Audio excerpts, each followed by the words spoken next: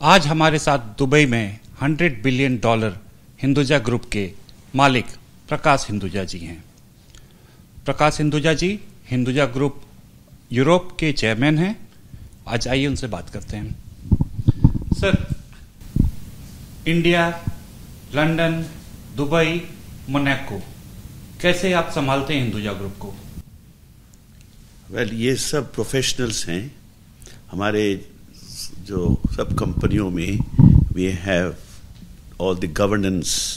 जैसे वर्ल्ड में कॉरपोरेट कंपनियां हैं, they are exactly the same format, and this is going on since last several decades. We have confidence on the professionalism, and this is how we have been looking into as a way of the entrepreneurs who work in the world. So this is not the format which is not known to the world, and that's why how we are able to be successful. Sir, हमको Hinduja group के journey के बारे में आप थोड़ा विस्तार से बताइए कि कैसे आपने शुरुआत की और कैसे ग्लोबली एक्सपैंड करके आज $100 बिलियन का कॉन्ग्लोमरेट आपने खड़ा किया है। देखिए, ये हमारी family has been going back since my father when he started in 1919, and it was a day where his hard work, his values, his principles, which he had started during the partition जब हुई थी, he was able to take care of the family, and he, through his vision, entrepreneurship, his values, he was able to enter into the business world, and he has been very successful in entering into different various diversified businesses, which he has been taking ahead the family, and different areas of opportunities and different timings, which we went from textiles, we went from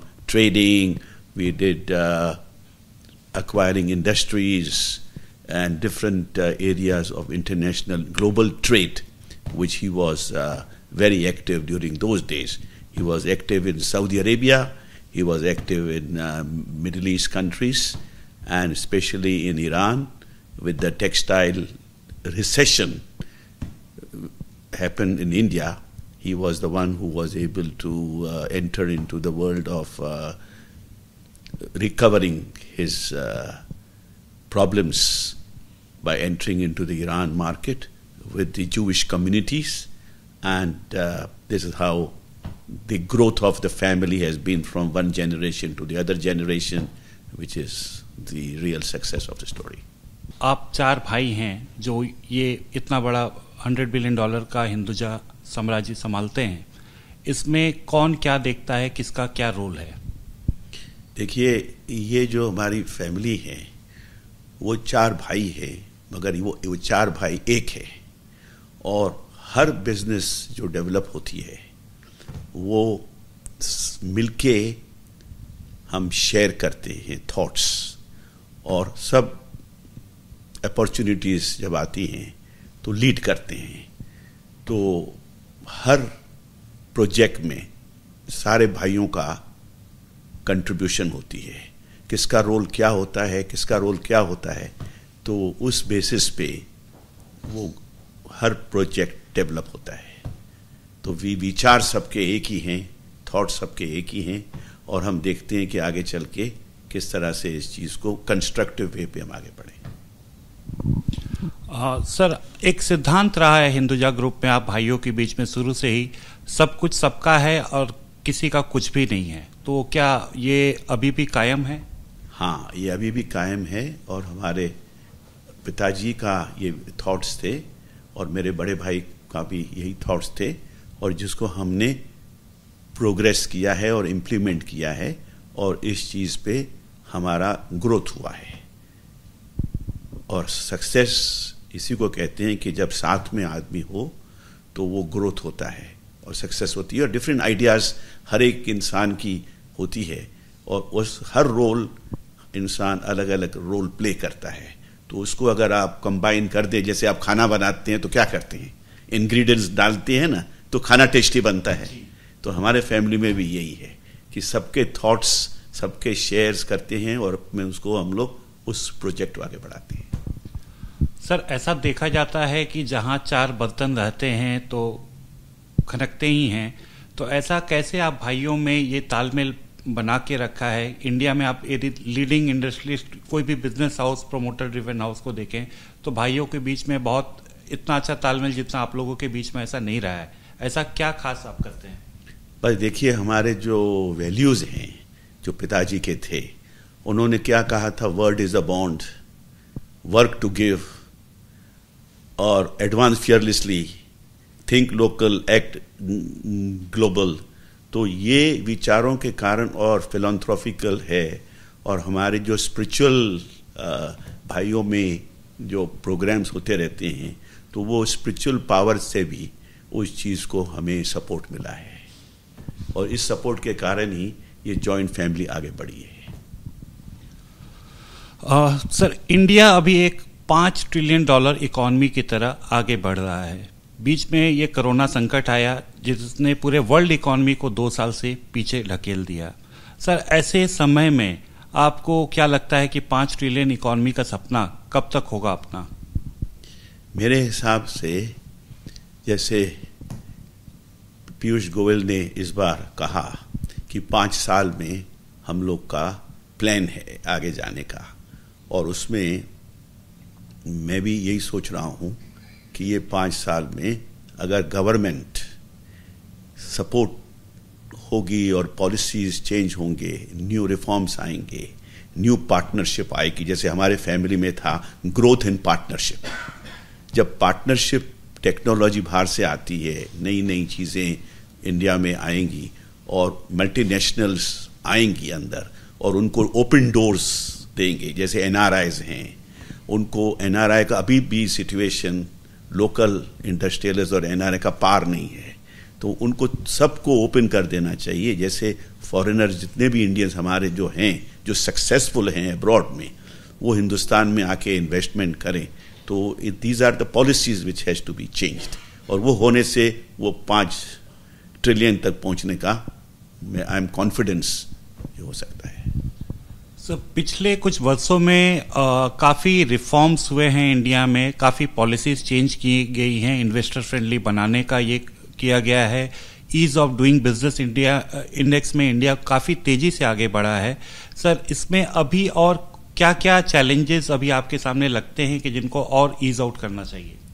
देखिए, अभी ये जो 3 trillion बोलते हैं कि पहुंच गया है, ये उन्हीं के कारण हुआ है। ये रिफॉर्म्स जो चेंजेस हुए हैं, ये उन्हीं के कारण हुआ है। ये जो मैं अभी आपको सजेशन दी मैंने आपको कि एनआरआईज का नंबर 1, कि आज एनआरआईज की जो वर्थ है वर्ल्ड में, वो आदमी इवेल्युएट करे कि भाई किस तरह से उन एनआरआईज की इन्वेस्टमेंट अंदर आ सकती है। जैसे हमारे बड़े बड़े प्रोजेक्ट्स इंडिया में हुए थे, तो ये सब foreign thoughts, technology transfer, industries growth होना, अगर वो नहीं आते अंदर तो ग्रोथ नहीं होता।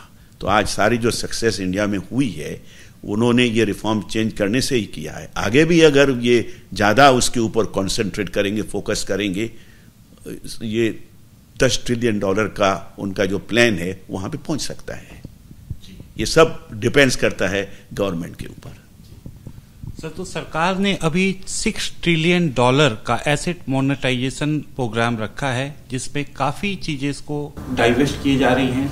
सर, हिंदुजा ग्रुप का किसी भी सेक्टर या किसी खास डाइवेस्टमेंट प्रोग्राम में कोई रुचि, इसको आप कैसे लेंगे? देखिए, हम अपॉर्चुनिटीज़ देखते हैं, हर अपॉर्चुनिटीज़ के ऊपर हम, हमारे एक्सपर्ट्स हैं, प्रोफेशनल्स हैं, वो इसके ऊपर वो जो पॉलिसीज़ जो अभी इन्होंने स्टार्ट की हैं, उसमें हम उसके ऊपर फोकस करते हैं कि भाई इसमें क्या क्या चीज़ों के ऊपर हम लोग, जैसे हमारे सेक्टर्स हैं, 12 सेक्टर्स हैं हमारे, 11-12 सेक्टर्स हैं, उस सेक्टरों के ऊपर जहाँ जहाँ हम देखते हैं कि इसका ग्रोथ है, तो वो फॉरेन टेक्नोलॉजी को लेके उनके साथ पार्टिसिपेट करके उनकी इन्वेस्टमेंट्स को अंदर लाके उनको ग्रोथ लेके आते हैं। जैसे आप देखिए, अशोक लेलैंड है, गल्फ है, हिंदुजा ग्लोबल सॉल्यूशन है। अगर इसको आप एनालाइज करो कि भाई किस तरह से फॉरेन टेक्नोलॉजी लेके इसको हम लोग ने ट्रांसफॉर्म करके ग्रोथ बनाया है। अब हिंदुजा हॉस्पिटल देखिए, उस जमाने में रेवोल्यूशन हिंदुजा हॉस्पिटल के आने से ही हेल्थ केयर की रेवोल्यूशन हुई, वेयर पूरे फॉरेन एक्सचेंज अर्निंग से हम लोग ने इंडिया में बेस्ट हॉस्पिटल इंस्टीट्यूशन हमने क्रिएट किया। तो इसी हिसाब से वेरियस एग्जाम्पल्स जो हैं, जब वो फ्री हो जाएगा तो big corporations like Amazon, Apple, Twitters, ये सब इंडिया में आ सकेंगे और इन्वेस्टमेंट अंदर लेके आएंगे। जैसे उस दिन आपने देखा अपना ये ब्लैकस्टोन वाले ने स्पीच दिया, आपने तो देखा होगा कि 60 बिलियन उन्होंने इंडिया में इन्वेस्ट किया। क्यों किया? क्योंकि वो पॉलिसीज चेंज हो गई थी। इसी बेसिस पे जितने भी और अपॉर्चुनिटीज खुलेंगे तो हम भी इन्वेस्टमेंट्स करेंगे और हम कमिटेड हैं इंडिया के साथ, और हम फ्यूचर देखते हैं कि ये 10 साल इंडिया की बेस्ट अपॉर्चुनिटीज है, और हमारे ग्रुप को भी हमने ओपन कर दिया है कि जो भी इन्वेस्टमेंट बेस्ट हो उसमें हम आगे बढ़ेंगे। सर, हमारे कॉमर्स मिनिस्टर पीयूष गोयल जी भी यहाँ थे, उन्होंने आपसे मुलाकात भी की, काफ़ी इंडियन एनआरआईज और पीपल ऑफ इंडियन ओरिजिन से वो मिले, और उनका एक ही ये था कि आप लोग ज़्यादा से ज़्यादा निवेश करें। तो कोई स्पेसिफिक एरिया आपने आइडेंटिफाई किया है निवेश के लिए, या कितना कमिटमेंट आपने उनको किया है निवेश करने के? देखिए, कोई हमने कमिटमेंट, हम स्काई इज द लिमिट, हम कोई कमिटमेंट नहीं देखते हैं। जब देखते हैं कोई प्रोजेक्ट है तो हम उस प्रोजेक्ट के ऊपर हम लोग उस चीज़ को आगे बढ़ाते हैं। कोई ऐसे स्पेसिफिक चीज़ के ऊपर हमने उनके ऊपर कुछ बात नहीं की है। हम इन जनरल उनको ने बताया कि भाई देखो, आज चाइना है, मैन्युफैक्चरिंग इंडिया में बढ़ाना चाहिए। आज चाइना इंडिया के ऊपर, इंडिया चाइना के ऊपर डिपेंड करता है। कल अगर चाइना ने माल देना इंडिया को बंद कर दिया तो इंडिया में एक क्राइसिस आ जाती है ना। तो वो क्राइसिस के लिए हमको ऐसा प्रोग्राम रखना चाहिए जहां जहां मैन्युफैक्चरिंग की कैपेसिटी अगर बढ़ जाएगी तो उस मैन्युफैक्चरिंग से हमको चाइना के ऊपर डिपेंड नहीं करना पड़ेगा। तो ये फोकस मैंने उनको सजेस्ट किया, और इसीलिए उसके लिए उन्होंने इस चीज़ के ऊपर बहुत सीरियसली इस थॉट के ऊपर सीआईआई को कहा कि भाई ये आप हमें दे सकते हैं इस चीज़ें, भाई कौन से आइटम्स चाइना मैन्युफैक्चर करते, एक्सपोर्ट करती है, और कौन से आइटम हम लोग मैन्युफैक्चरिंग इधर एक्सपेंड कर सकते हैं। जी, जैसा कि आपने कहा, हमने देखा कि सेमीकंडक्टर एक ऐसा क्षेत्र है जहां हमने देखा कि चिप मैन्युफैक्चरिंग के कमी की वजह से, ग्लोबल चिप का डिमांड सप्लाई मिसमैच के वजह से इंडिया में काफ़ी कार कंपनीज ने अपना प्रोडक्शन डिले कर दिया, मोबाइल कंपनीज का भी नए मॉडल्स का लॉन्च होना रुक गया। तो ये जो मेक इन इंडिया प्रोग्राम है गवर्नमेंट का, तो इसमें आपको लगता है कि जैसा हमारे पीएम साहब भी कहते हैं, this decade belongs to India, उसके लिए और क्या करना चाहिए? देखिए, सेक्टर के ऊपर हमको फोकस करना चाहिए। आज देखिए, आप एग्जाम्पल लीजिए, आपका हेल्थ है, आप हॉस्पिटल में जाते हैं तो डॉक्टर आपकी पूरी बॉडी को एनालाइज करता है। तो यहाँ पे भी जो इकोनॉमी है, उस इकोनॉमी के ऊपर जब तक हम लोग फोकस करेंगे कि भाई ये सेक्टर की हमारी प्रायोरिटी है, ये सेक्टर में हमारे को आगे बढ़ना है, then only you can come to a solution and a conclusion कि भाई इनके ऊपर आगे बढ़ना है। तो बॉटम लाइन, हमारे जितने भी इंडस्ट्रियलिस्ट हैं उनको एक पेपर बना के प्राइम मिनिस्टर को देना चाहिए कि भाई देखो, ये हमारी रिक्वायरमेंट है, इस चीज़ को हमें ऐसे आगे बढ़ना है, और ये हम चीज़ें के लिए हमको, अभी भी वो इंडस्ट्रियलिस्ट लोगों की सुन रहे हैं, उनकी एडवाइस ले रहे हैं। आगे भी चल के अगर वो लेंगे तो ये 10 ट्रिलियन में पहुंचने के लिए it is not a big issue. Thank you. हमने देखा कि ये जो कोविड पैंडेमिक आया था, पूरे वर्ल्ड इकोनॉमी को 2 साल से पीछे ढकेल दिया। तो इस वर्ल्ड इकोनॉमी में जो नया वर्ल्ड ऑर्डर सेट होगा, ये नया वर्ल्ड ऑर्डर कैसा सेट होगा और इंडिया का ग्रोथ कहाँ पे रहेगा? देखिए, आज अमेरिका में आप जाएंगे, जितने भी न्यू जनरेशन है उनकी जो एजुकेशन अमेरिका में हुई है, उनको एडमायर करते हैं मल्टीनेशनल्स लोग। अब वही लोग इंडिया में आएंगे और उसको ट्रांसफॉर्म करेंगे। आज देखिए, ऑनलाइन है, डिजिटलाइजेशन है, डिफरेंट रिन्यूएबल एनर्जी के प्रोजेक्ट्स हैं, तो ऐसे प्रोजेक्ट्स और भी बढ़ेंगे दिन ब दिन। और कहाँ से बढ़ेंगे? जब तक वो टेक्नोलॉजी, चाइना का ग्रोथ कैसे हुआ?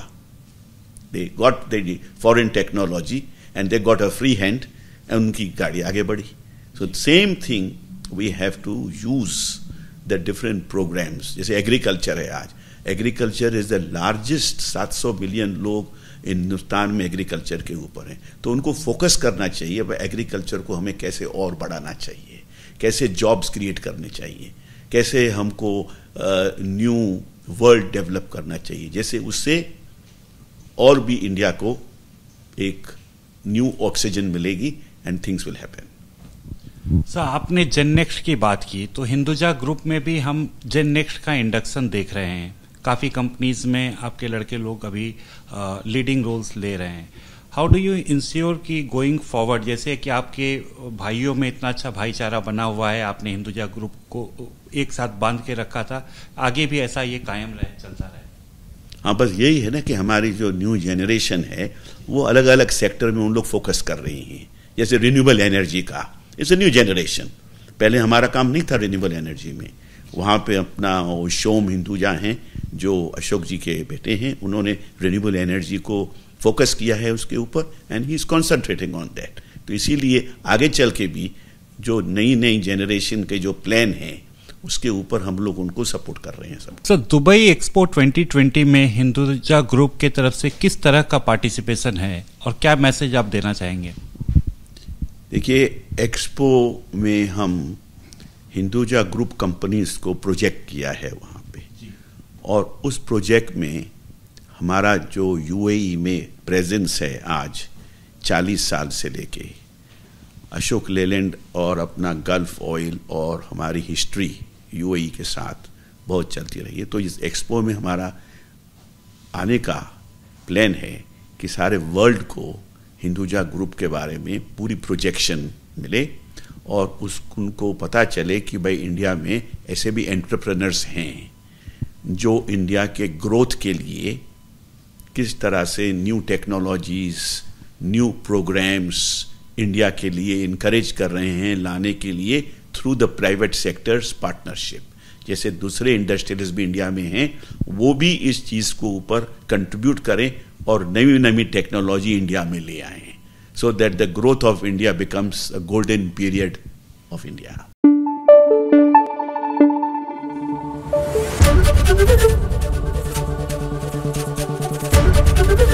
एबीपी न्यूज आपको रखे आगे।